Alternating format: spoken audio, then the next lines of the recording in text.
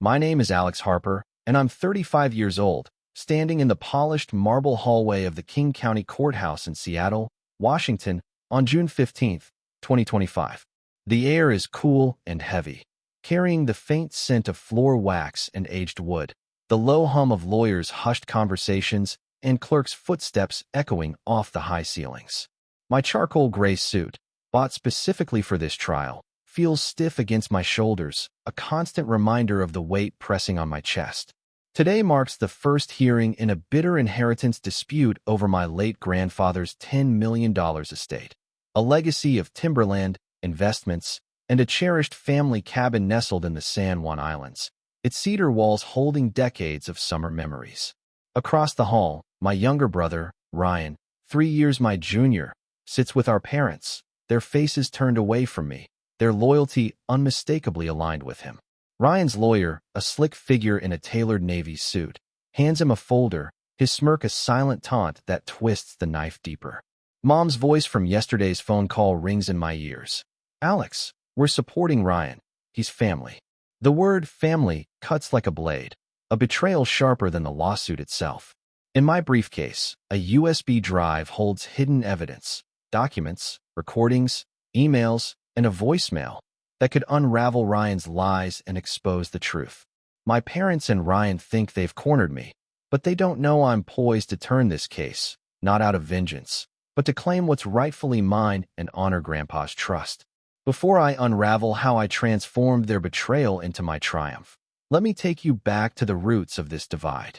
Growing up in Bellevue, a leafy suburb east of Seattle, was a life of privilege draped in subtle thorns. Our parents, Dad, a software engineer who cut his teeth in Microsoft's early days, and Mom, a real estate agent with a golden touch for closing million-dollar lakefront deals, provided a world of opportunity: private schools, soccer camps, music lessons, and a sprawling modern house with glass walls overlooking Lake Washington's shimmering expanse. Ryan was the golden child, a charismatic athlete with Dad's infectious laugh and Mom's piercing blue eyes, always commanding the spotlight at family barbecues, school talent shows, and neighborhood block parties. I was the quieter sibling, the kid who'd rather pore over history books in the den or tinker with Dad's outdated PC in the garage than chase soccer balls or charm cousins. Our home, with its minimalist decor and sleek furniture, was a showcase of success, but inside, it was a stage where Ryan dazzled, and I struggled to step out of his shadow. The first wound came early at 8. I spent weeks building a model of the San Juan cabin for a school history fair, crafting its cedar walls from balsa wood, gluing tiny shingles, and writing a report on our family's summers there, fishing with Grandpa, stargazing on the dock. I presented it at a family dinner, my model propped on the dining table, proud of the details I'd carved, the memories I'd woven into the paper. Dad promised to come to the fair, but he was at Ryan's soccer game, cheering a last-minute goal. Mom glanced at my project, saying, "That's nice, Alex," her eyes drifting to Ryan's trophy shelf, gleaming with brass and ribbons. Ryan, 5, grinned and said, "Cool toy, but soccer's way better." The table erupted in laughter, cousins nudging each other, Uncle Mark ruffling Ryan's hair, and I packed my model away, the hurt settling like a stone in my chest. By middle school, Ryan was the star, captain of the soccer team, class president, his charm filling every room like sunlight. I was the scholar, acing math and history, running a blog on Pacific Northwest history, my bedroom desk buried under library books and handwritten notes. At 12, I won a state essay contest on Washington's logging industry, earning a $500 prize and a feature in the Seattle Times. At a family barbecue, Ryan announced his selection for a regional soccer tournament, and my award got a distracted nod from Dad. "That's just paper, Alex," Ryan teased, winking at our aunts, his grin sparking chuckles. Mom smiled, refilling her wine. Dad clapped Ryan's shoulder, and I stayed silent, my victory dimmed by their indifference. That silence became my armor, but it exacted a toll. In high school, Ryan's soccer prowess earned him a full scholarship to UCLA, his path glittering with accolades and college scouts calls. I graduated valedictorian, accepted to Stanford for history, but my achievement was a footnote at family gatherings, overshadowed by Ryan's highlight reels. At 16, I digitized Grandpa's estate records for a summer project, organizing deeds for the San Juan cabin, titles for 200 acres of timberland, and his investment portfolios, a task he entrusted to me with a quiet nod. "You're the keeper of our history, Alex," he said, his voice gravelly but warm, his hand on my shoulder.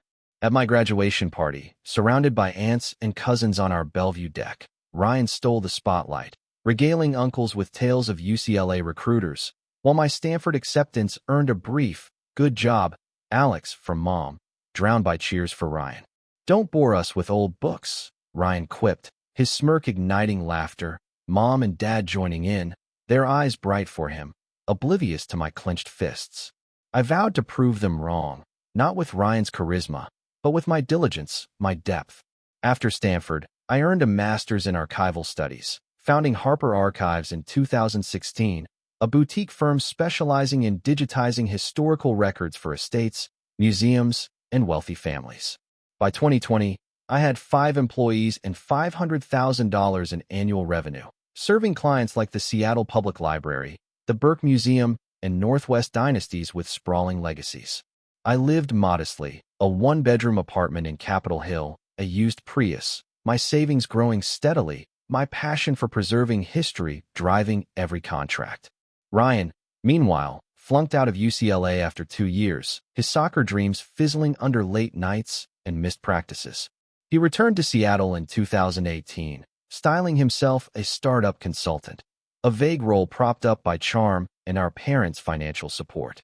He leased a flashy downtown loft, drove a leased BMW, and racked up credit card debt, his lifestyle a polished veneer masking empty promises.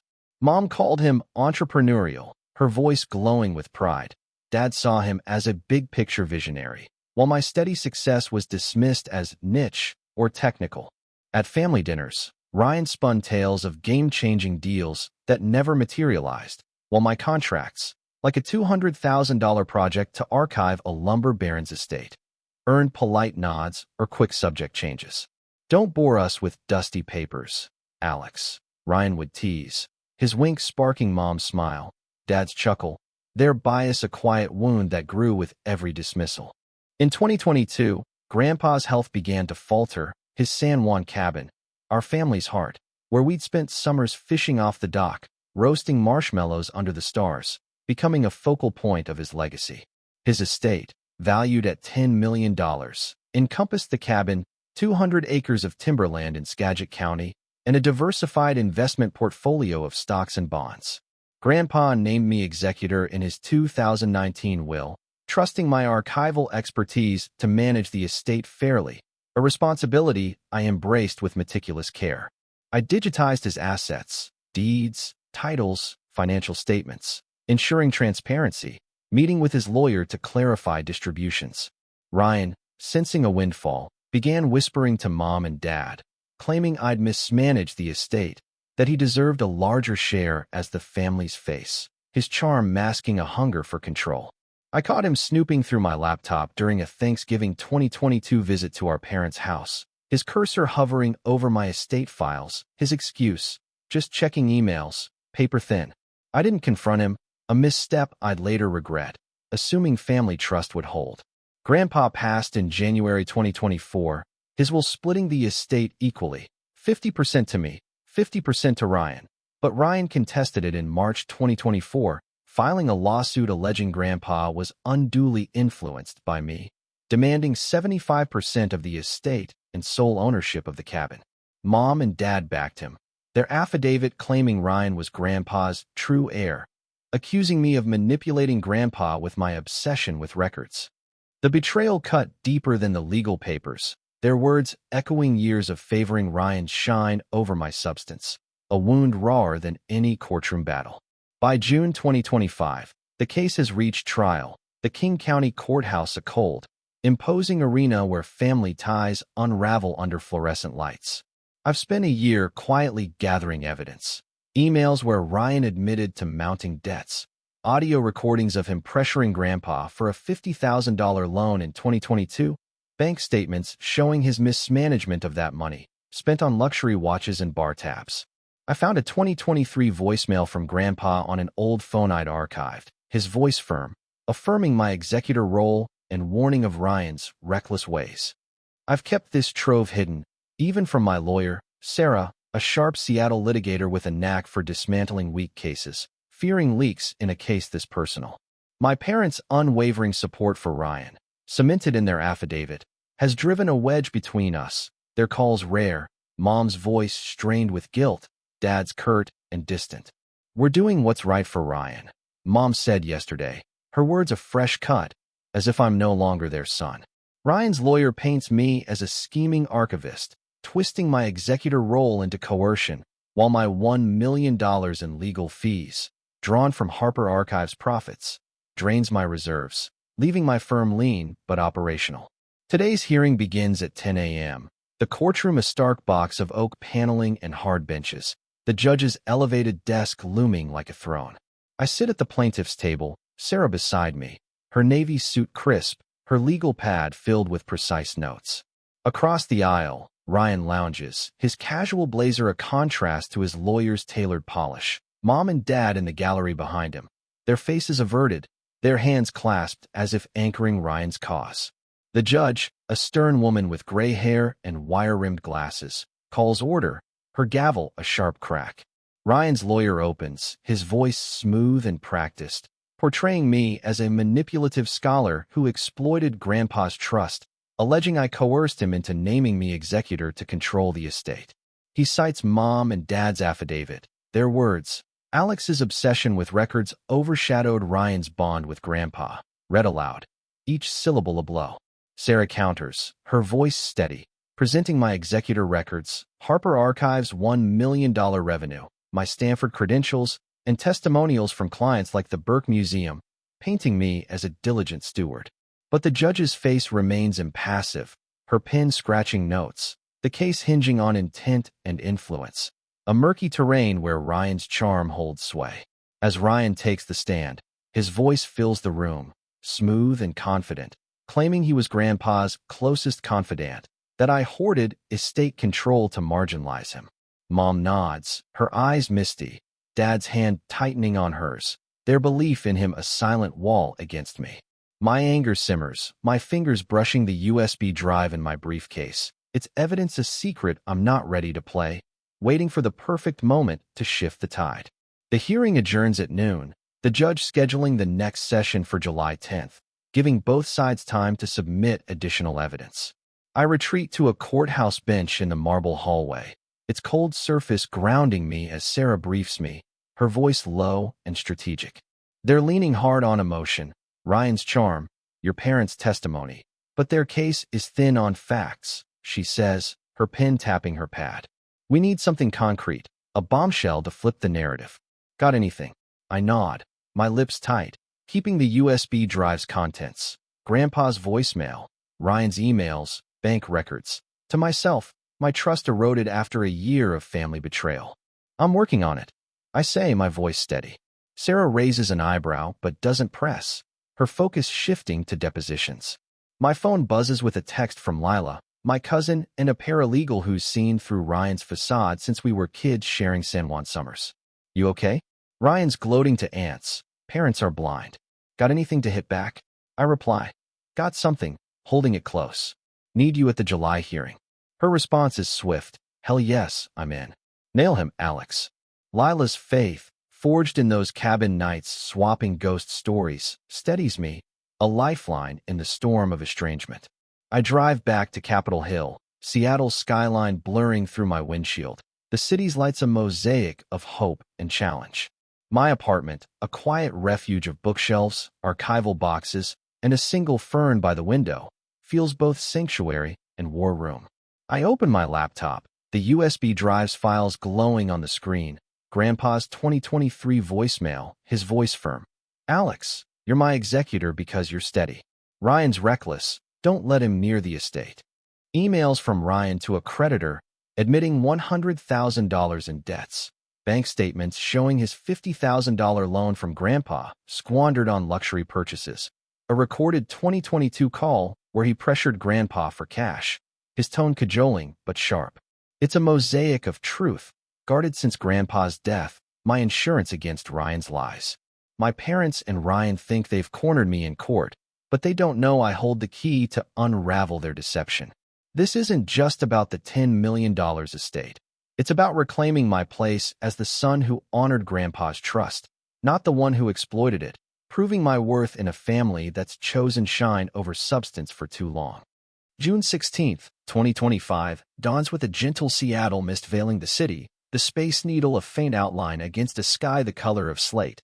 I'm in my Capitol Hill apartment, a quiet sanctuary of floor-to-ceiling bookshelves, neatly stacked archival boxes, and a single fern catching the soft light by the window. The hum of early traffic on Pine Street is a distant pulse, barely penetrating the stillness of my thoughts. Yesterday's hearing at the King County Courthouse, the opening salvo in a bitter inheritance dispute over my late grandfather's $10 million estate, still sears my mind. My younger brother, Ryan, sat across the courtroom with his lawyer, his smirk a taunt, while our parents, seated behind him, turned their faces away. Their affidavit backing his claim to 75% of the estate and the San Juan Islands cabin a betrayal that cuts deeper than his accusations. Mom's voice from our last call, "We're supporting Ryan, his family," echoes like a wound that won't close. In my briefcase, a USB drive holds my secret arsenal. Grandpa's 2023 voicemail affirming my executor role, Ryan's emails admitting $100,000 in debts, bank records of his squandered $50,000 loan. Today, I begin fortifying my case, crafting a legal strategy with my lawyer, Sarah, and my cousin Lila, gathering more evidence to bury Ryan's lies. Ryan and my parents think they've cornered me, but I'm building a path to justice, not for revenge, but to honor Grandpa's trust and reclaim my place in a family that's chosen flash over substance. The past 24 hours have been a whirlwind of resolve tempered by unease. After the hearing, Sarah's warning, they're strong on emotion, weak on facts, and Lila's fierce text, urging me to nail him, sharpen my focus. But the weight of $1 million in legal fees and my parents' estrangement presses like a vice. Harper Archives, my historical records firm pulling $1 million in annual revenue, is strained but resilient, its contracts with clients like the Burke Museum and Seattle Public Library keeping the lights on. The USB drive's evidence, Grandpa's voicemail, Ryan's incriminating emails, bank statements, is a powerful foundation, but I know it's not enough to seal the case before the next hearing on July 10th. Ryan's lawyer, leveraging Mom and Dad's affidavit, paints me as a manipulative archivist who coerced Grandpa into naming me executor, a narrative I must dismantle with precision. My phone buzzes with a text from Sarah, her message clipped. "Office, 10 a.m., bring everything you've got." I reply, "On my way," slipping the USB into my briefcase, though I'm still guarding its full contents. My trust eroded after a year of family betrayal, even wary of Sarah's sharp legal mind. At 9:45 a.m., I'm navigating Seattle's downtown traffic, the mist smearing my Prius's windshield, the city skyscrapers looming through the haze.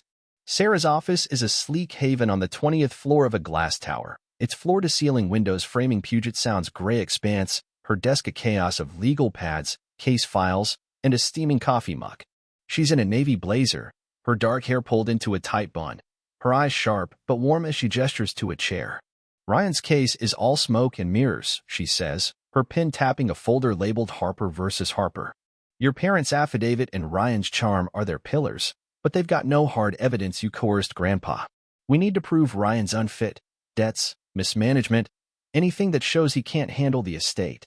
I nod, my fingers brushing the USB in my briefcase, tempted to reveal Grandpa's voicemail or Ryan's emails but holding back, haunted by Ryan's 2022 laptop snooping. "I've got leads," I say, my voice steady, choosing my words carefully. "Ryan's finances are a mess, debts, loans he blew through." I'm digging deeper. Sarah raises an eyebrow, sensing I'm withholding, her litigator's instinct kicking in, but she doesn't press. "Good. We'll depose your parents, get them on record, expose any cracks, and find witnesses, anyone who saw Ryan with Grandpa, heard him push for money." I jot down her suggestions, my mind racing to Grandpa's old fishing buddy, Mr. Callahan, a retired logger who might confirm Ryan's pressure tactics. "I'll reach out to Callahan," I say, adding his name to my notebook. Sarah slides a list of discovery requests across the desk, Ryan's bank statements, emails, text messages, any financial records from 2020 to 2024. "Push hard, Alex," she says, her voice firm. "They're hiding something, and we've got 3 weeks to find it." Back at my apartment, I dive into the grind. My laptop screen a mosaic of case files, Harper Archives client emails, and a spreadsheet tracking Ryan's known debts. The balance is a tightrope, keeping my firm afloat while pouring resources into the lawsuit. My $1 million legal tab a constant shadow. I call Lila, my cousin and a paralegal who's been my ally since we shared ghost stories at the San Juan cabin as kids. Her voice crackles over the phone, her Fremont office a buzz of copiers and ringing phones. Ryan's gloating to everyone, she says, her tone sharp, laced with disgust. He's telling aunts and uncles you're obsessed with controlling the estate, that you'll crack under pressure. Mom and Dad called me last night, told me to stay out of it, like I'm betraying them by talking to you. It's gross. Got anything new to hit him with? I share my plan, deposing Mom and Dad, contacting Callahan, digging into Ryan's financial missteps, but keep the USB's contents close, even from Lila. My trust a fragile thing after Ryan's betrayal. I'm building a fortress, I say, my voice firm. Can you pull Ryan's public records, debts, liens, court filings, anything? Lila's paralegal instincts kick in, her voice brightening. Already on it. I'll comb county records, creditor filings. But watch your back. Ryan's lawyer's been asking around about Harper Archives, maybe looking for dirt on your finances. The warning sends a chill down my spine. Ryan's playing dirty, leveraging Mom and Dad's blind faith to undermine my credibility. June 18th, I drive to a diner near Lake Union for a meeting with Mr. Callahan, the mist giving way to a pale sun, the water glinting beyond the diner's fogged windows. The place is a time capsule, worn vinyl booths, a jukebox humming Johnny Cash, the air thick with bacon grease and brewed coffee. Callahan, 70, his face weathered like the Skagit County timberland he once logged, his flannel shirt and faded jeans a nod to his fishing trips with Grandpa at the cabin. He slides into the booth, his hands calloused, stirring sugar into his coffee with a slow, deliberate clink. Ryan was always after your grandpa's money, he says, his voice gravelly, his eyes narrowing at the memory. Came to the cabin in 22, summer evening, begging for a loan, $50, 000, said it was for some startup nonsense. I was on the dock, filleting salmon, heard him push hard, your grandpa saying no at first, looking worn down. My pulse quickens, Callahan's account matches my bank records, a direct hit to Ryan's narrative of being Grandpa's closest confidant. Did you tell anyone? I ask, my notebook open, pen poised. He shakes his head, sipping his coffee. Thought it was family business, none of my place. But Ryan's no good, blew that money on fancy watches, a car, bar tabs in Belltown. Your grandpa regretted that loan. I ask if he'll testify, my voice careful, knowing the weight of his words in court. He nods, his loyalty to Grandpa unwavering. For your grandpa's sake, I'll do it. He trusted you, Alex, not that fast-talking kid. I thank him, my case gaining a cornerstone, but his parting words linger like a fog. Your folks are blind, Alex. They'll break your heart before they see. June 20th, a setback lands like a punch to the gut. Sarah emails, her tone clipped. Ryan's lawyer filed a motion to limit discovery, blocking access to his personal bank records and emails from 22 to 24. They're claiming privacy, stalling us. My stomach knots, Ryan's hiding his financial chaos, sensing I'm closing in. I open the USB on my laptop, the screen glowing with Ryan's 2023 email to a creditor. I'm good for it, Grandpa's estate's coming soon. It's damning, but without those bank records, it's a loose thread, not a noose. I call Lila, her voice tense over the line. Got something, county records show a lien on Ryan's downtown loft. $30,000 for unpaid taxes, filed last year. It's public, but his lawyer's burying deeper stuff, like credit card debts or loans. I'll keep digging. I ask her to search for court filings or creditor judgments, my mind racing. Anything on his BMW? I add, recalling his flashy lease. Checking now, she says, her keyboard clacking. I schedule Mom and Dad's depositions for June 25th, dreading the confrontation but needing their contradictions on record to weaken Ryan's case. A memory surfaces, raw and vivid, pulling me back to age 11, standing on the San Juan cabin's dock, helping Grandpa restring a fishing rod. Ryan, 8, bounds in, dragging Dad to toss a football, his laughter bright and commanding. Mom watches from the porch, smiling, and says, "Let Ryan shine, Alex," her voice gentle but firm. I'm left alone, the rod's line tangling in my hands. The dismissal, a quiet ache that shaped me, pushed me to build Harper Archives, to prove my worth through precision and care, not Ryan's effortless glow. Now, at 35, I'm done fading into his shadow. The cabin, the estate, it's my legacy too, and I'll fight for it with every document, every truth. June 22nd, I uncover a new lead through a Harper Archives contact, a tech founder named Priya who worked with Ryan in 2021. She emails me after spotting a Seattle Times blurb about the lawsuit. Ryan scammed me, borrowed $20,000 for a deal that never existed, said he'd repay from his grandpa's estate. Never saw a dime. I call her voice over the phone bitter but resolute, detailing Ryan's empty promises, a blockchain startup that was all talk, and his default on the loan, leaving her startup cash-strapped. He bragged about his grandpa's money, she says, like it was his piggy bank. She agrees to testify, asking for confidentiality to protect her current venture, and I pass her statement to Sarah, who drafts a witness affidavit. My dossier swelling Callahan's account, Priya's testimony, the USB secrets still guarded. June 25th, the depositions of Mom and Dad are a grueling ordeal. Held in Sarah's office, the Puget Sound a gray mirror outside the windows, reflecting my mood. Mom sits across the conference table, her pearl earrings glinting, her hands fidgeting with a tissue, her voice shaky as she echoes her affidavit. Ryan was closer to Grandpa, always visiting the cabin. Sarah presses, her question surgical. How often did Ryan visit compared to Alex? Did Alex manage the estate records? Mom stumbles, admitting I handled all documentation, that Ryan's visits were less frequent than claimed, her contradictions piling up like scattered papers. Dad, in a navy blazer, is curt, his software engineer's logic faltering as he defends Ryan's potential, but concedes Grandpa chose me as executor for some reason. Their words, Ryan's bond unproven, my role undisputed, give Sarah leverage, but Mom's tearful plea, we just want peace, Alex, and Dad's cold stare, refusing to meet my eyes, cut deeper than any legal point. I leave the office hollow, their loyalty to Ryan a wall I can't scale, my resolve hardening to let the evidence speak where words fail. June 27th, Ryan escalates, his lawyer sending a settlement offer, 60% of the estate for Ryan, 40% for me, no cabin ownership. I reject it, Sarah's voice firm over the phone. They're scared, Alex. They know we're close to something. Keep pushing. Lila texts with a breakthrough, another lien, $15,000 on Ryan's BMW, unpaid lease payments. He's drowning. I add it to my dossier, the pieces aligning, liens, Priya's scam, Callahan's story, the USB's truths. I visit the San Juan cabin alone on June 29th, a ferry ride through misty waters, the island's pines a quiet embrace. The cabin's cedar walls are weathered but warm, the dock creaking under my steps, the air heavy with salt and memory. In a kitchen drawer, I find a 2022 letter from Grandpa, his handwriting shaky but clear. Alex, you've got steady hands for this family. Ryan's fast talk won't hold. It's another weapon, a testament to Grandpa's trust. My evidence a fortress I'm building brick by brick. July 2nd, Sarah preps me for the July 10th hearing, warning that Ryan's lawyer may call surprise witnesses, perhaps and Ellen, swayed by Ryan's charm. They'll lean on family loyalty, she says, her office a war room of files and coffee cups. We counter with Callahan, Priya, and your records.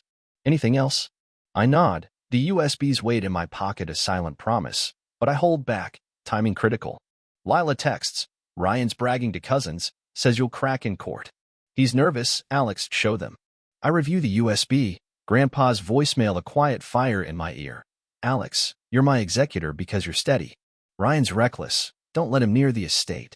I'm ready to unleash it, but not yet, waiting for the perfect moment to shatter Ryan's facade. July 5th, I'm back at my apartment, the city skyline a soft glow through my window, my desk a command center of evidence and determination.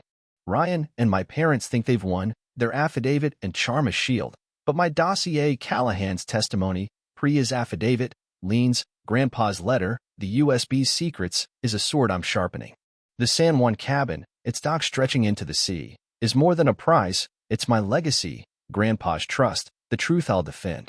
The July 10th hearing looms, and I'm ready to fight, not just for the estate, but for the son I've always been, steady where Ryan shines, true where he deceives. July 6th, 2025, dawns with a soft summer rain pattering against my Capitol Hill apartment's windows, Seattle's skyline a hazy silhouette through the mist.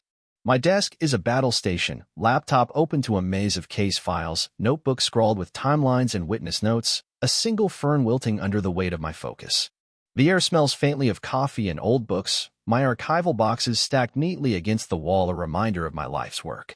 The King County Courthouse hearing on July 10th looms like a storm cloud, a critical juncture in my fight over Grandpa's $10 million estate, a legacy of Skagit County timberland, diversified investments, and the San Juan Islands cabin. Its cedar walls etched with decades of family summers. My younger brother, Ryan, backed by our parents' affidavit, accuses me of manipulating Grandpa to name me executor, demanding 75% of the estate and sole ownership of the cabin. Their betrayal, Mom's cold, were supporting Ryan, he's family, and Dad's stony silence, cuts deeper than Ryan's lawsuit, a wound rawer than any courtroom clash. In my briefcase, a USB drive holds my secret arsenal, Grandpa's 2023 voicemail affirming my role, Ryan's emails admitting $100,000 in debts, bank records of his squandered $50,000 loan. I've bolstered it with witness statements from Callahan and Priya, liens on Ryan's loft and BMW, and a 2022 letter from Grandpa praising my steadiness. Today, I sharpen my strategy with my lawyer, Sarah, and my cousin Lila, preparing to unveil a portion of my evidence in court, shaking Ryan's carefully crafted facade while saving my trump card, the voicemail, for the decisive moment. Ryan and my parents think they've outmaneuvered me, but I'm ready to shift the tide, not for vengeance, but to honor Grandpa's trust and reclaim my place as the son who held steady. The past 3 weeks have been a relentless slog of evidence gathering, legal maneuvering, and emotional turmoil. Since the June 15th hearing, where Ryan's charm and our parents' affidavit painted me as a scheming archivist who coerced Grandpa, I've built a formidable dossier with Sarah and Lila. Callahan's account of Ryan pressuring Grandpa for a $50,000 loan at the cabin in 2022, Priya's testimony of Ryan scamming her out of $20,000 in 2021, and Lila's discovery of $45,000 in liens, $30,000 on Ryan's downtown loft, $15,000 on his BMW, have given me solid ground. The June 25th depositions of Mom and Dad exposed cracks. Mom admitted I managed all estate records. Dad conceded Grandpa chose me as executor, their contradictions undermining their affidavit's claim that Ryan was Grandpa's true heir. Ryan's lawyers motioned to limit discovery, blocking his bank records, and their 60-40 settlement offer, which I rejected on June 27th, show they're rattled, sensing my momentum. Harper Archives, my $1 million historical records firm, is stretched thin by $1.2 million in legal fees, but ongoing contracts with the Burke Museum and Seattle Public Library keep it afloat. My team of 5 scrambling to meet deadlines while I juggle the lawsuit. My phone buzzes with a text from Lila, her words urgent. Ryan's lawyers prepping Aunt Ellen as a witness. She's buying his poor victim sob story. Cousins are split. Mom and Dad are pushing hard. You ready for the 10th? I reply, locked and loaded, my briefcase heavy with evidence, my resolve a quiet flame burning through the fog of betrayal. At 9:30 a.m., I'm at Sarah's downtown office, a sleek 20th floor suite with floor-to-ceiling windows framing Puget Sound's misty expanse, the ferries gliding like ghosts through the rain. Sarah's in a gray suit, her dark hair loose, her desk a fortress of legal pads, case files, and a cooling coffee mug etched with Justice brewed daily. She leans back, her eyes scanning a folder labeled Harper versus Harper, her voice steady but urgent. Ryan's strategy is pure theater, she says, tapping her pen. They're leaning on family loyalty, and Ellen's their witness. She'll say Ryan was Grandpa's favorite. You were cold, buried in your records. It's emotional, not factual, but it'll tug the judge's heartstrings if we don't hit back with hard evidence. I nod, laying out my plan. Present Callahan's testimony to expose Ryan's financial pressure on Grandpa, submit Priya's affidavit detailing his $20,000 scam, and file the liens, $30,000 loft, $15,000 BMW, $25,000 creditor judgment as exhibits to paint Ryan as reckless and unfit. I'll hold the USB's voicemail, emails, and bank records for a later hearing, timing critical to maximize impact. Callahan's rock solid, I say, flipping open my notebook. Priya's credible, and the liens scream mismanagement. Sarah jots notes, her pen swift, her litigator's mind aligning with mine. Perfect. We'll call Callahan, file the liens, and read Priya's affidavit into the record. She's declined to appear, wants her startup shielded. Cross-examining Ellen's key, she's biased. We'll expose it. And we need your parents to crack on the stand, lean on their deposition contradictions. I wince. The thought of facing Mom's tears and Dad's cold stare in court a fresh wound. But I agree, knowing their wavering testimony could tip the scales. Sarah slides a draft motion across the desk, countering Ryan's discovery block to compel his bank records. "This'll force their hand," she says, her eyes narrowing. "Got anything else up your sleeve?" I hesitate, the USBs wait in my pocket a silent promise, but shake my head, my trust still fragile after Ryan's 2022 laptop snooping. "Just keep the pressure on," I say, my voice firm, deflecting her probing gaze. July 7th, I meet Lila at a Fremont coffee shop. Its exposed brick walls and espresso machine hum a cozy contrast to the storm in my mind. She's in a denim jacket, her blonde hair in a loose braid, her laptop open to a county records database, her coffee cooling beside a stack of printouts. "More dirt on Ryan," she says, sliding a document across the table, a 2023 creditor judgment against him for $25,000, unpaid consulting fees from a failed blockchain venture. "He's a financial train wreck," she adds, her voice low, her eyes scanning the shop for eavesdroppers. "But Aunt Ellen's all in. Ryan's got her believing you stole Grandpa's trust, crying to her about family unity. Mom and Dad are worse. They called me yesterday, saying you're tearing the family apart by dragging this to court. It's infuriating." My chest tightens, their betrayal a constant ache, but Lila's fierce grin anchors me, her loyalty forged in San Juan's summers swapping ghost stories by the cabin's fire. "You'll bury him, Alex," she says, tapping the judgment. "Need anything for the hearing?" I ask her to prep Callahan's testimony, ensuring he's ready for cross-examination, and to dig for Ryan's texts or emails, hoping to find more like the USB's damning messages. "Keep it under wraps," I say, my voice cautious, wary of Ryan's lawyer sniffing around Harper archives. Lila nods, her paralegal instincts razor-sharp. "I've got your back. Let's make them choke on their lies." A memory surfaces, raw and vivid, pulling me back to age 15, sitting on the San Juan cabin's dock, helping Grandpa mend a fishing net. It's not a puzzle we untangled together. Ryan, 12, bursts in, dragging Dad to see his new soccer kick, his laughter bright and commanding, drowning our quiet work. Mom watches from the porch, her voice soft but firm. "Let Ryan shine, Alex."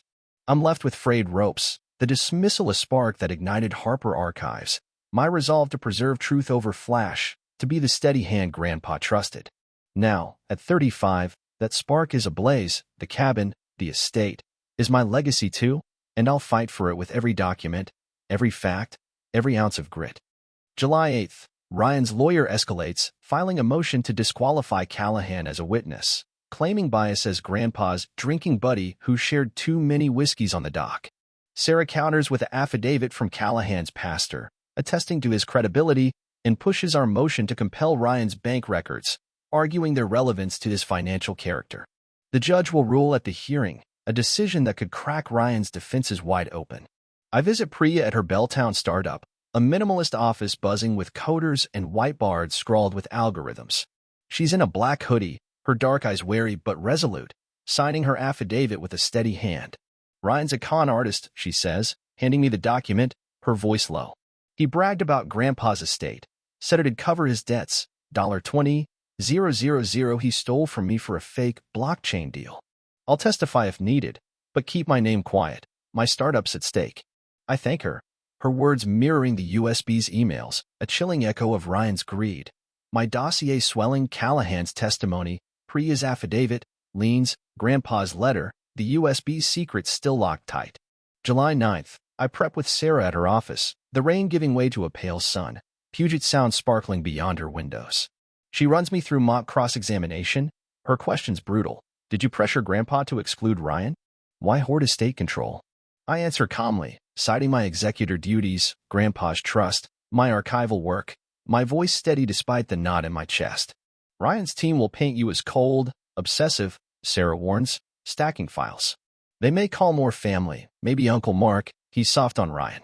Stay focused, let Callahan and the Leans do the talking." I nod, the USB's voicemail await I'm saving, its moment not yet ripe, my strategy hinging on timing. July 10th, the courthouse is a cold crucible, its marble hallway echoing with footsteps, the air thick with the scent of wax and anticipation. I sit at the plaintiff's table, Sarah beside me, her gray suit sharp, her legal pad a map of our battle plan. Ryan lounges across the aisle, his blazer casual but his eyes darting, his lawyer whispering urgently, a crack in their confidence. Mom and Dad sit in the gallery, their faces a mask of resolve, their hands clasped, but Mom's eyes flicker with unease, Dad's jaw tight. Lila's in the back, her denim jacket a quiet rebellion, her nod grounding me. The judge, gray-haired and stern behind wire-rimmed glasses, calls order, her gavel a sharp crack that silences the room. Ryan's lawyer opens, calling in Ellen to the stand, her floral dress soft but her voice firm, tears welling as she speaks. Ryan was Grandpa's joy, she says, dabbing her eyes. He'd light up the cabin, always there. Alex was distant, stuck in his books, not family. The gallery murmurs, Mom nodding, Dad's hand tightening, Ryan's smirk flickering. Sarah cross-examines, her question surgical. Did you see Ryan manage any estate assets? Was Alex named executor in the will? Ellen falters, admitting I handled all records, that Grandpa chose me, her bias exposed as she stumbles, her testimony crumbling under the weight of facts. The judge's pin scratches, her eyes narrowing, a subtle shift in the room's gravity. Sarah calls Callahan, who shuffles to the stand, his flannel a stark contrast to the courtroom's oak paneling, his weathered face resolute. Ryan pushed your grandpa for a $50,000 loan in 22, right on the cabin dock, he says, his voice gravelly, recounting the summer evening, the salmon fillets on ice, Ryan's insistent tone wearing Grandpa down. Grandpa said no at first, looked tired, but Ryan kept at it. That money went to fancy clothes, a car, bar tabs, not no startup. The gallery stirs, Mom's face paling, her hand dropping from Dad's jaw clenching. Ryan shifts, his smirk gone, his lawyer objecting, hearsay. But the judge overrules, her voice crisp, the witness may continue. Sarah submits the liens, $30,000 on Ryan's loft, $15,000 on his BMW, $25,000 creditor judgment, as exhibits, each document a hammer blow to Ryan's claim of fitness. The judge's pen pauses, her gaze sharpening, the tide turning. Priya's affidavit, read into the record by Sarah, lands like a quiet bomb, detailing Ryan's $20,000 scam in 2021, his boasts of leveraging Grandpa's estate to cover debts. The gallery buzzes, cousins in the back whispering, Jake pulling out his phone, his Instagram story paused. Ryan's lawyer scrambles, calling the affidavit prejudicial, but the judge allows it, her expression unreadable but attentive. Sarah's motion to compel Ryan's bank records is partially granted, the judge ordering limited access to 2022 to 2023 statements, a crack in Ryan's armor that sends his lawyer into a huddle. But Ryan's team fights back, calling Mom to the stand, her voice trembling but resolute. Alex was too focused on records, not family, she says, echoing her affidavit, her pearl earrings glinting as she wipes a tear. Ryan brought Grandpa joy. They were close. Sarah counters, citing Mom's deposition, my executor role, Ryan's infrequent cabin visits, her contradictions glaring, her eyes avoiding mine. Dad follows, his navy blazer stiff, his voice curt, defending Ryan's potential, but admitting Grandpa trusted me with the estate, a concession that hangs heavy. The gallery shifts, cousins murmuring, Lila's nod fierce from the back. The judge adjourns, scheduling the final hearing for August 5th, her voice neutral but her eyes sharp, sensing truth beneath Ryan's polished charm. Outside, in the marble hallway, Lila grabs my arm, her denim jacket damp from the rain, her grin wide. You killed it, Alex, she says, her voice low. Ryan's rattled, his lawyer sweating. Mom and Dad looked shaken. Dad didn't clap Ryan's shoulder like usual. But they're not done. Aunt Ellen's texting cousins, saying you're cold, and Ryan's whispering to Uncle Mark. I nod, the USB's voicemail await I didn't play, its moment still ripening, my strategy hinging on precision. Sarah joins us, her briefcase snapping shut, her voice brisk. We've got them on the ropes, Alex, but they'll hit back, more family witnesses, maybe a smear on your firm's finances. Stay sharp. My parents pass, Mom's eyes averted, her steps hurried, Dad's face stone, his silence louder than the rain drumming outside. A cousin, Sarah, hesitates, her eyes guilty, but walks away with Ellen, the family split. A memory floods back, raw and aching. I'm 10, at the San Juan cabin, watching stars with Grandpa on the dock, their light a map of dreams. Ryan, 7, interrupts, dragging Dad for a flashlight game, his laughter stealing the night. Mom says, let him shine, Alex, and I'm left alone, the stars dimming, the chill seeping in. Today, my star rose, my evidence a beacon, but Ryan's shadow looms, his charm a fog I must burn through. July 12th, Ryan's lawyer files a motion for sanctions, accusing me of harassing witnesses like Priya, a desperate jab Sarah dismisses as frivolous. Lila texts, Ryan's telling family you're bullying them, pushing a family meeting to guilt you. They're planning something big. I'm at my apartment, the USB glowing on my screen. Grandpa's 2022 letter beside it. Alex, you've got steady hands, my dossier a blade I'm honing. The August 5th hearing will be my crucible, and I'm ready, not just for the estate, but for the truth, the son I've always been, steady where Ryan falters, true where he deceives. July 13th, 2025, dawns with a steady drizzle cloaking Seattle, the skyline a muted glow through my Capitol Hill apartment's rain-streaked windows, the city's summer pulse softened by the patter on the glass.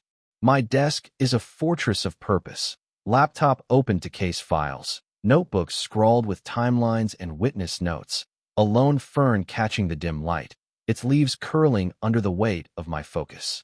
The July 10th hearing at the King County Courthouse, where I unleashed Callahan's testimony, Priya's affidavit, and Ryan's $45,000 in liens, rocked my brother's carefully crafted narrative that I manipulated Grandpa to control his $10 million estate of timberland, investments, and the San Juan Islands cabin. Mom's faltering words, Dad's reluctant concessions, and Aunt Ellen's exposed bias shifted the judge's gaze, her partial grant of Ryan's bank records a crack in his armor. But Ryan's not yielding, his lawyer's motion for sanctions, accusing me of harassing witnesses, and Lila's warning of a family meeting to guilt me into settling signal a desperate counterstrike. My parents' cold silence, their unwavering loyalty to Ryan despite the evidence, deepens the wound of their betrayal.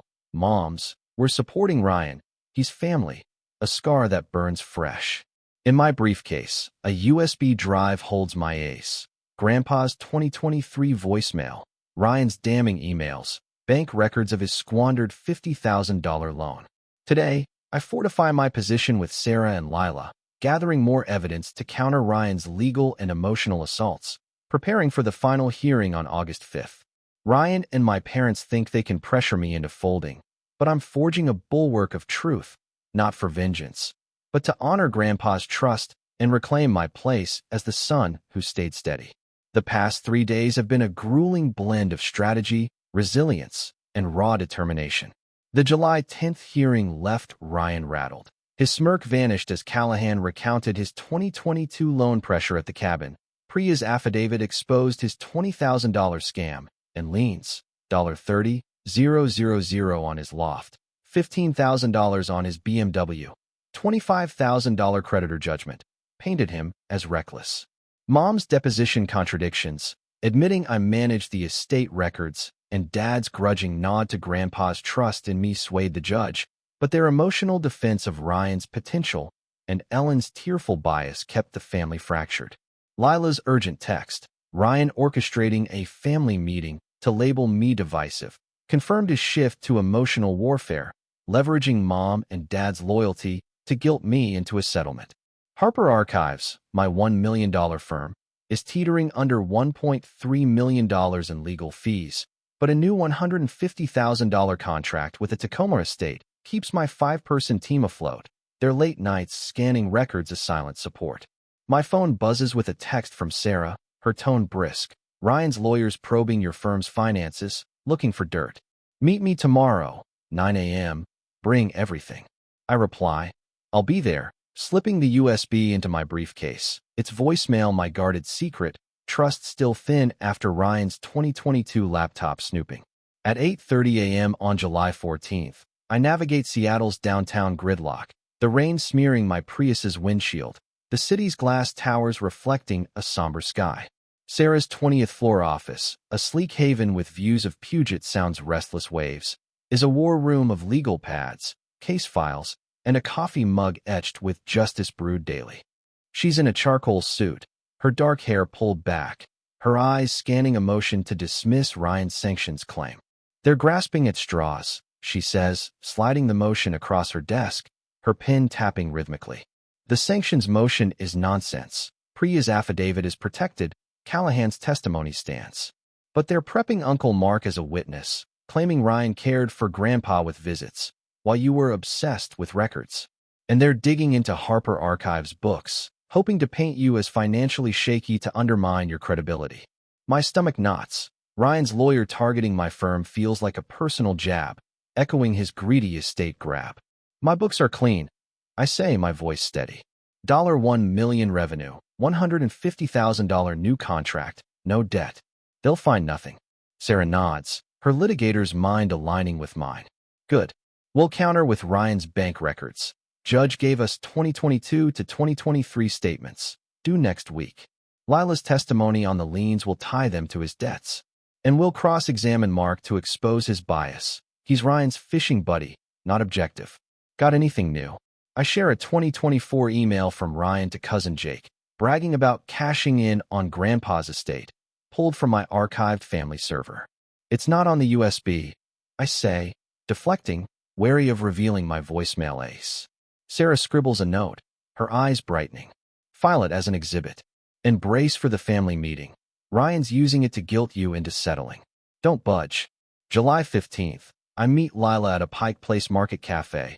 Its fogged windows framing the market's bustle, the air rich with roasted coffee, fresh bread, and the tang of fish from nearby stalls.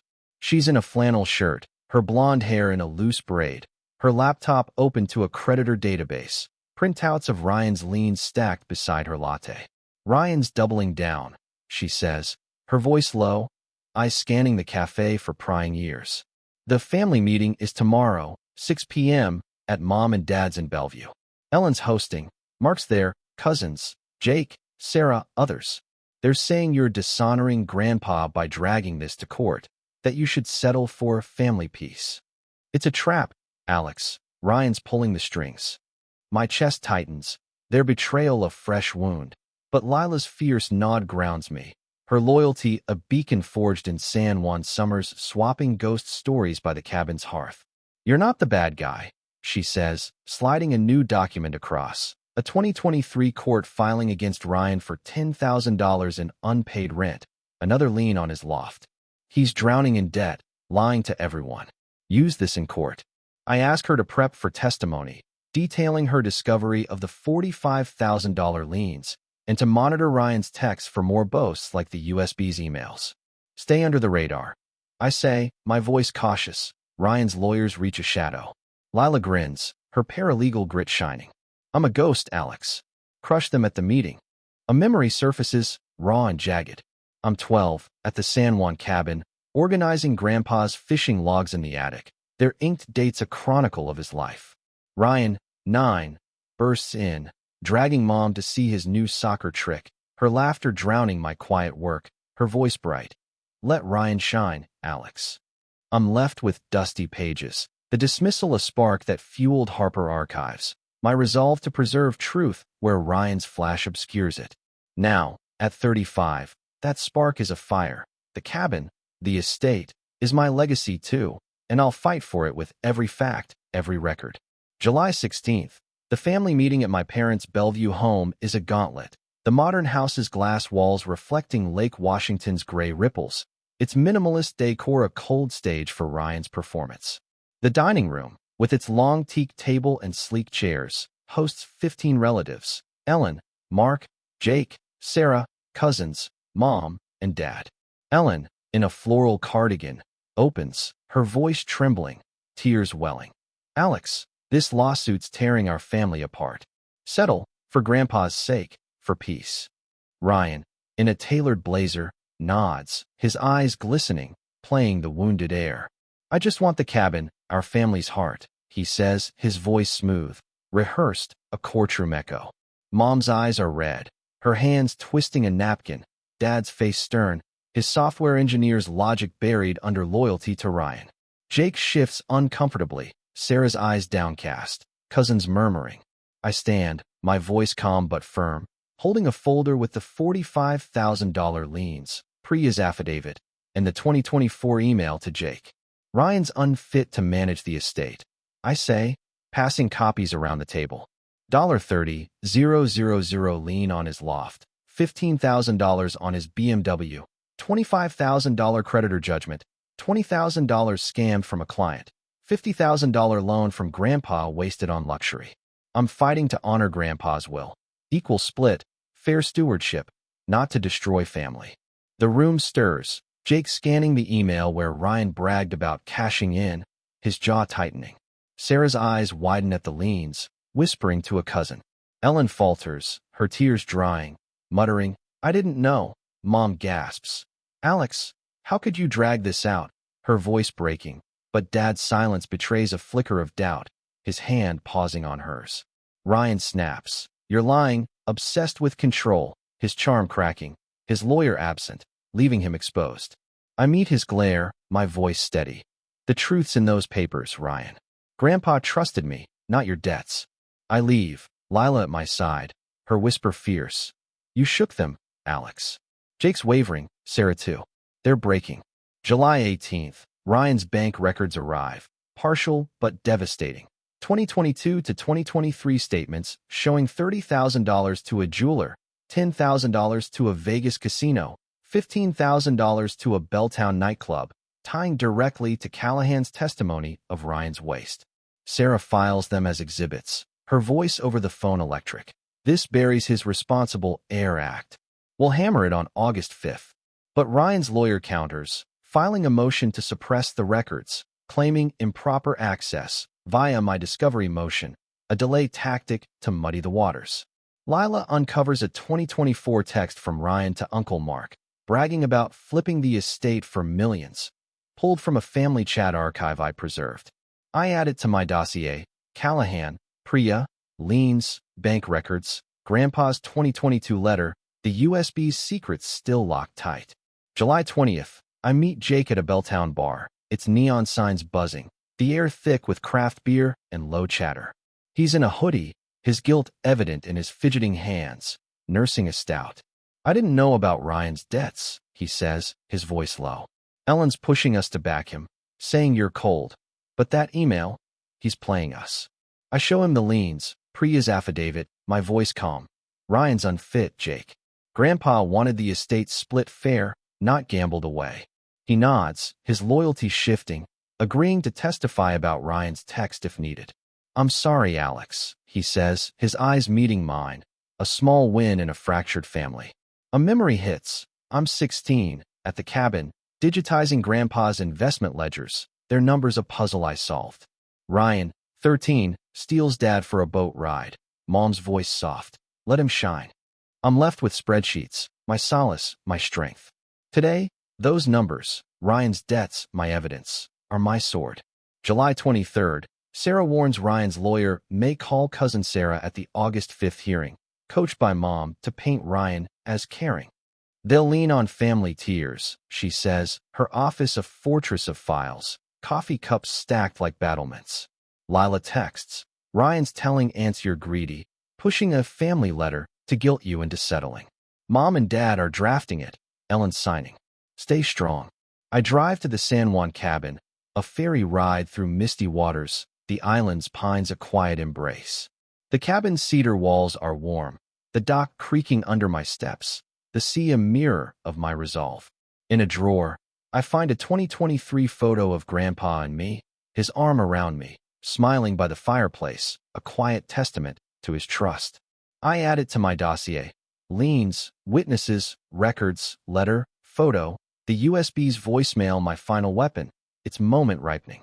July 25th, Sarah preps me for August 5th, running mock cross-examinations, her questions brutal. "Did you alienate Ryan from Grandpa? Why hoard estate control?"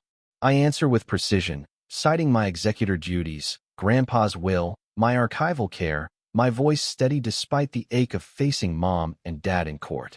"Ryan's team will double down on emotion," Sarah says, stacking files. "Stay focused. Let the bank records and witnesses speak." My dossier is a blade. Callahan's truth, Priya's justice, Ryan's debts, Grandpa's trust, the USB's secrets. Ryan and my parents think they can break me with motions and guilt, but I'm steady, the truth my anchor, the cabin my legacy, ready for the final fight. August 5th, 2025, dawns with a radiant summer sun gilding Seattle, the Puget Sound shimmering like molten glass beyond the King County Courthouse's marble facade, the air warm and alive with the promise of closure.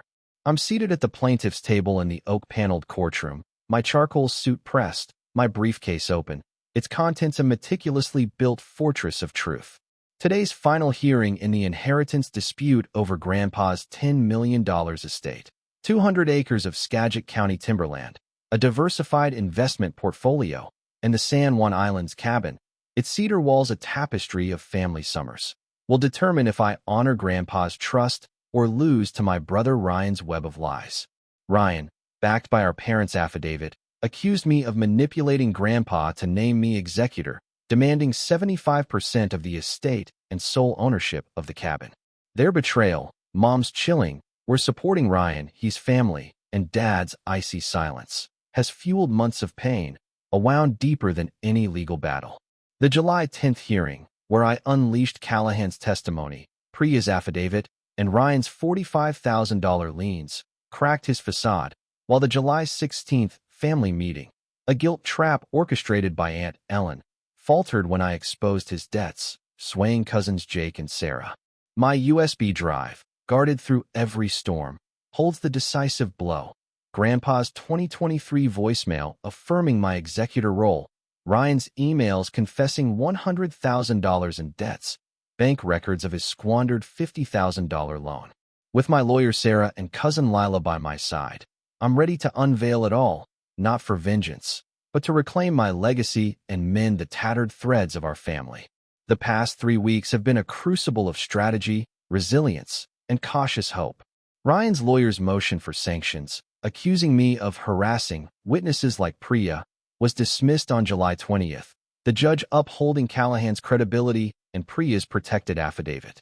Partial bank records from 2022 to 2023, revealing Ryan's $55,000 in luxury spending, $30,000 on jewelry, $10,000 at a Vegas casino, $15,000 at a Belltown nightclub, cemented his recklessness, but his motion to suppress them, claiming improper access, kept the fight alive until the judge overruled it. Lila's discovery of a 2024 text from Ryan to Uncle Mark, boasting about flipping the estate for millions, and Jake's agreement to testify about it bolstered my dossier, alongside the liens, $30,000 loft, $15,000 BMW, $25,000 creditor judgment, $10,000 rent, and Grandpa's 2022 letter praising my steady hands.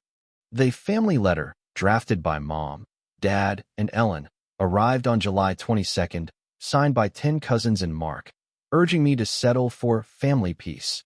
Its words a fresh cut, their blind loyalty to Ryan a weight I've carried since Christmas. Harper Archives, my $1 million firm, teeters under $1.4 million in legal fees, but a $200,000 contract with the Spokane Museum, signed July 24th, has steadied my 5-person team, their late nights scanning records a quiet pillar of support. Lila's text last night was a spark. Ryan's crumbling, Alex. Mom and Dad are silent. Ellen's pushy, but Jake and Sarah are with you. Drop the hammer tomorrow. I replied, it's time. The USB's voicemail my final weapon, its moment ripe after months of restraint. At 8:45 a.m., the courthouse lobby hums with anticipation, its marble floors gleaming under morning light, the air thick with the scent of polished wood and coffee from a nearby kiosk.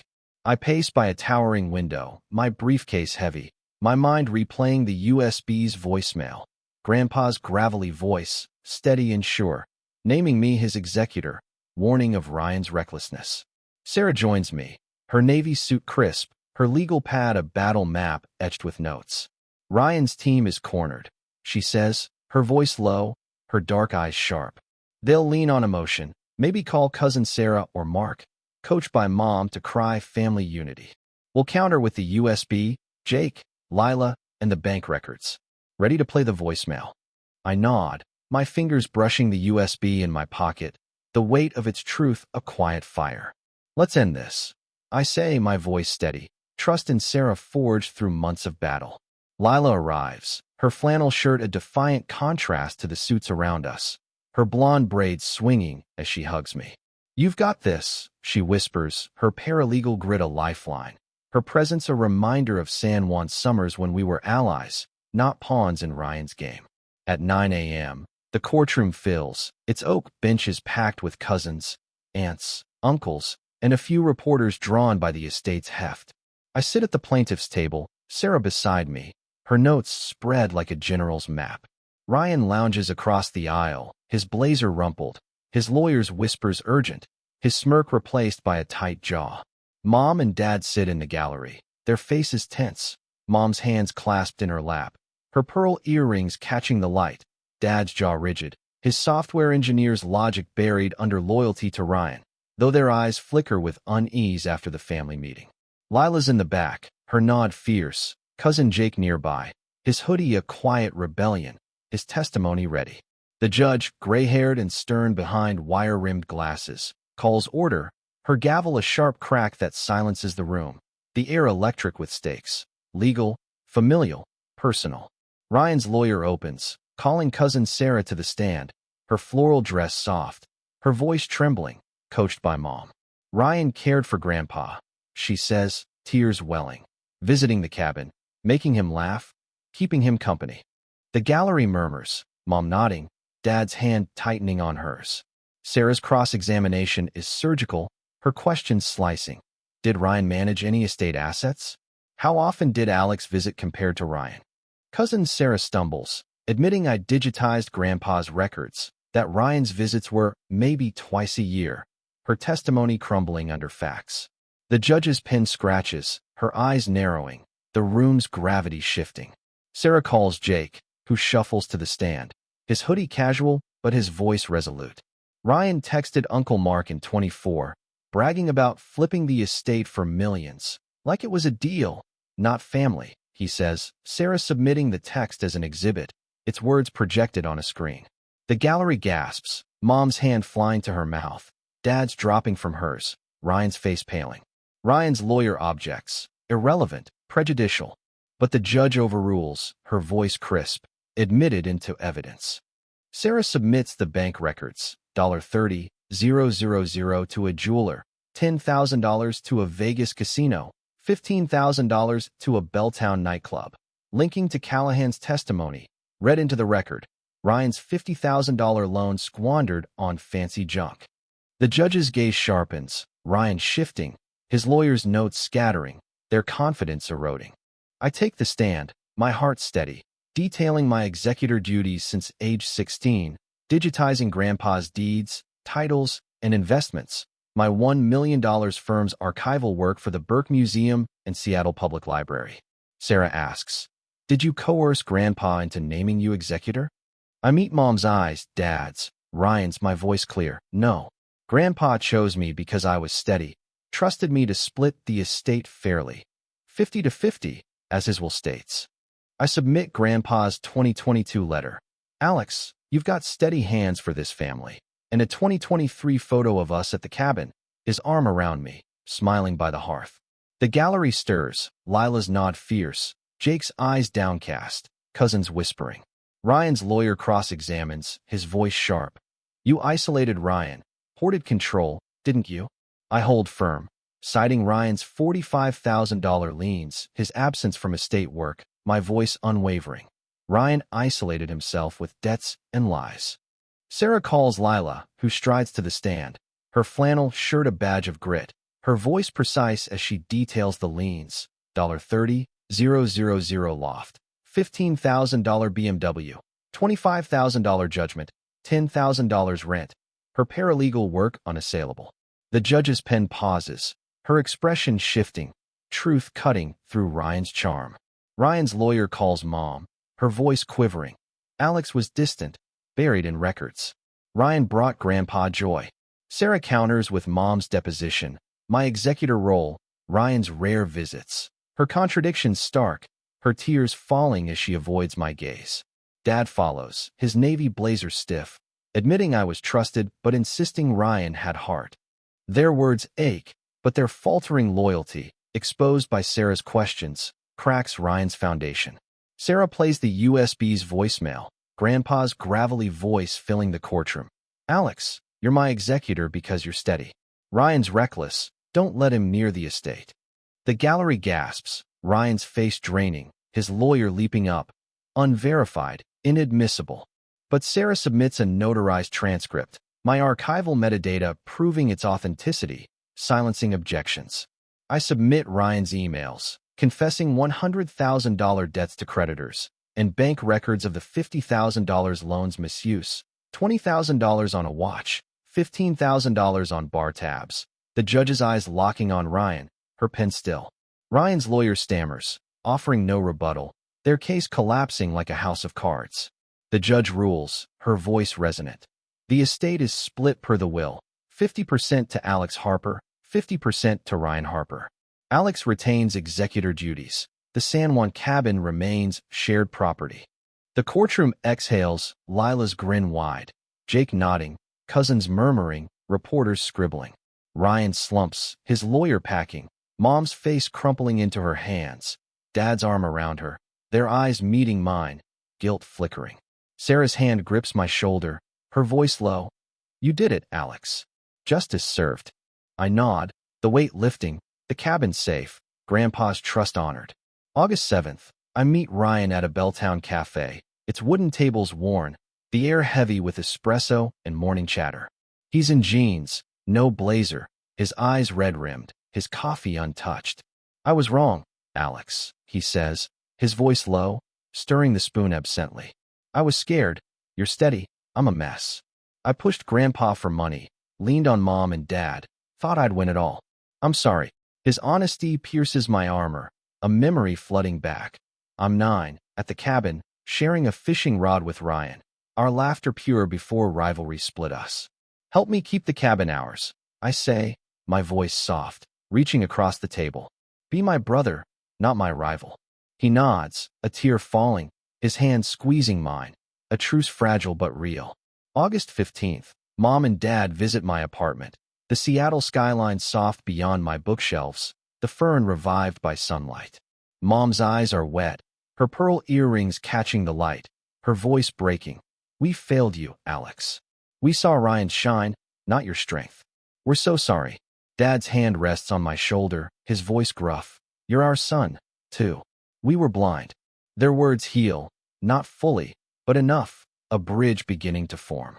Harper Archives surges to $1.2 million. The Spokane contract sparking a new $100,000 deal, my team celebrating with pizza in our cramped office, their laughter a bomb. August 25th, I host a family barbecue at the cabin, a ferry ride through golden waters, the island's pines fragrant in the summer heat. Mom and Dad sit on the dock, their hands entwined. Lila grills salmon, her flannel sleeves rolled up. Jake and Sarah toss a frisbee on the lawn, their smiles easy. Ryan joins, quieter, mending nets with me by the boathouse, his laughter tentative but genuine, a step toward brotherhood. Ellen, softened, brings her famous coleslaw, her apology quiet but sincere. The Boston Globe runs a feature on September 1st, Alex Harper's legacy of truth, praising my archival work and the estate's fair split, trending on Twitter with #HarperLegacy, shared by cousins and clients alike. I stand by the cabin's hearth, Grandpa's 2023 photo beside me, his arm around me, the sea whispering beyond the cedar walls. The cabin isn't just a victory. It's our salvation, a bridge rebuilt from betrayal, steady as Grandpa's trust, binding us brick by salt-worn brick. The real legacy isn't the estate or my firm. It's the family I reclaimed, the wounds we're healing, the summers we'll share under this roof. Thank you for joining this journey. Share your stories of rivalry and redemption below, and if this tale resonated, give it a thumbs up. Sometimes, the path to triumph begins with the betrayal meant to break us.